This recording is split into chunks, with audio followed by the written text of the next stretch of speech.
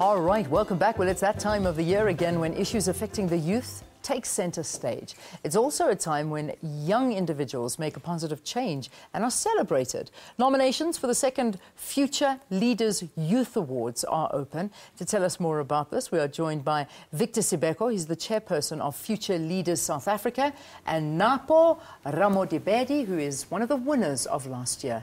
Good to have you both in studio. Welcome. Thank you for having us. Thank you for having us. All right, so you tell me that the awards are actually taking place on the 21st of June. That's correct. Are you still open to nominations, or is that closed We are now? open up You're until open. the 5th. Okay.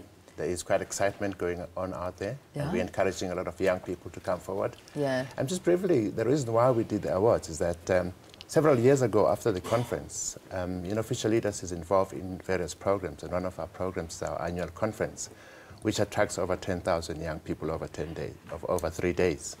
And then we also visit schools to deal with issues around moral regeneration on Nyaupe and drugs and substance abuse. Yeah. So we had a speaker at our conference, a judge, and before he spoke, we asked him, what does it feel for him to sit and sentence a 16-year-old to a 15-year-old prison sentence? And we saw tears in his eyes, and he gave his part of his story. But after that, we did a research.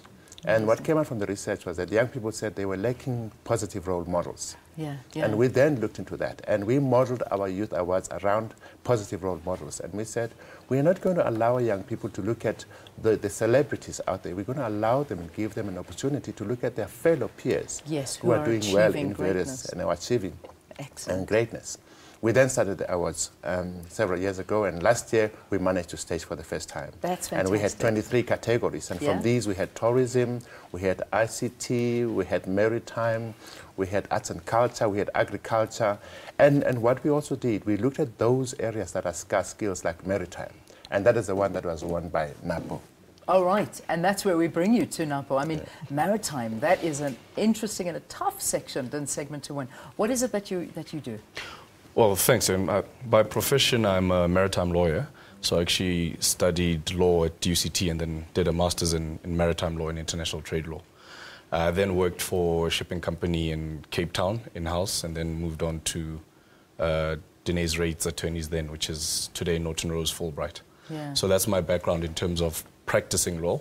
But currently we have a group of companies that focus in maritime as well as rail and energy. So what I actually do on a daily basis, I sit as CEO of that group, and we do a lot of vessel chartering out in and out, as well as logistics consultancy. Fantastic. And rail. That's unbelievable. And if I may ask, how old are you? I can ask you because you're a man. If you were a woman, I wouldn't go It'd be a there. different story. Yeah, no, I'm 31 years old. 31. And this is where you're working. This is where I'm working. And where you are. I mean, CEO of this company that's doing incredible stuff. What motivates you? I mean, how do you set yourself these huge goals that you manage to achieve, and yet there are so many young individuals at 31 that are still completely lost and they don't know what to do with themselves? Yeah. Look, I think two things have been quite critical in my life. One has been being blessed with a clear vision. And when I was 14 years old, I heard about maritime law, and from then on I decided that's something I wanted to do. So I've pursued that goal. And then also taking stock along the way of where one is and are you achieving what you'd like to achieve. So while I was doing quite well at practice, I felt that there was a shift towards more commercial shipping in South Africa, with government trying to resuscitate the ship register and so on. So that's when I formed Mendy Maritime Services, and Griner Mendy and Associates and the rest of the companies in the group. So what keeps me going is that drive to see that success happen. It's not easy because it's an industry that I think a lot of the shipments are not done from South Africa. A lot of our cargo is exported on a FOB basis, so the shipments are done by the purchase on the other side. Okay. But there is that space to get that growth. So motivated by that possibility of seeing that happen one day. Yeah, that's what keeps you going. Sure. Victor, how does the process work? I mean, do people nominate people like the likes of Napo to win in these respective categories? Absolutely. We open up the nominations, and then the young people within their communities will then nominate will run the nominees.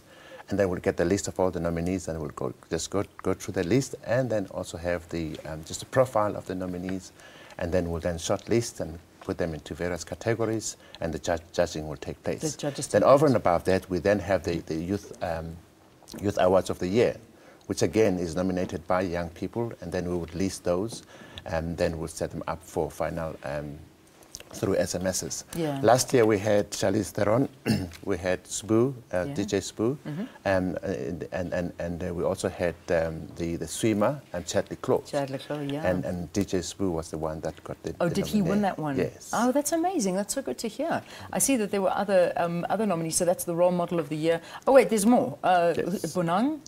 She was also, and Linda Sibia, yes, and from Sbu Butelezi from yeah. Okoze FM. So, and the winner out of this was DJ Sbu. Was DJ Sbu. So these are, who are the role models for this year? Do you know as yet? Not yet. Not as yet. Not as yet. But what we've done is that all the winners, like Napo, the likes of Napo, we're then going to bring them in and bring in the experts in the various industries to mentor and coach them, because what Future Leaders stands for is to nurture young people and make them responsible future leaders.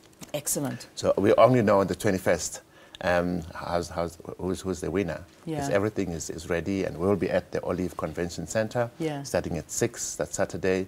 And it is a wow event for young people.